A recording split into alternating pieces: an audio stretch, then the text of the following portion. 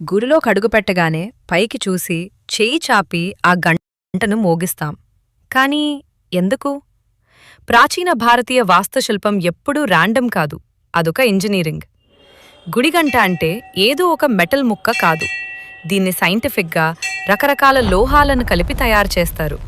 ఇందులో cadmium, lead, copper, zinc, nickel, chromium మరియు manganese ఖచ్చితమైన పాళ్లలో ఉంటాయి.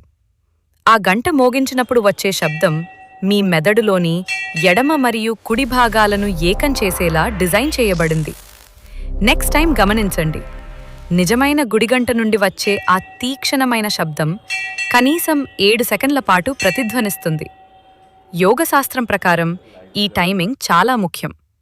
ఆ వైబ్రేషన్ మీ శరీరం ద్వారా ప్రయాణించి మీలోని 7 చక్రాలను తాకుతుంది. ఆ శబ్దం మీ బ్రెయిన్లో ఉన్న ఆలోచనలను ఒక్కసారిగా క్లియర్ చేస్తుంది. అది ఒక ఆడియో క్లెన్జర్ లాంటిది. అది మిమ్మల్ని ఫోకస్ చేసేలా చేస్తుంది. ఆ క్షణంలో మీకు ఆఫీస్ టెన్షన్స్, ట్రాఫిక్ లేదా బిల్లుల గోల ఉండదు.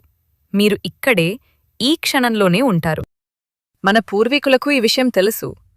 ఆగమ శాస్త్రంలో ఒక శ్లోకముంది, ఆగమ ఆర్ధంతు దేవానాం, గమన ఆర్ధంతు రాక్షసాం. దీనర్థమేంటంటే, నాలో ఉన్న దైవత్వాన్ని ఆహ్వానించడానికి మరియు నా మనసులో ఉన్న రాక్షస ప్రవృత్తిని లేదా చెడు ఆలోచనలను తరిమికొట్టడానికి నేను ఈ గంటను మోగిస్తున్నాను.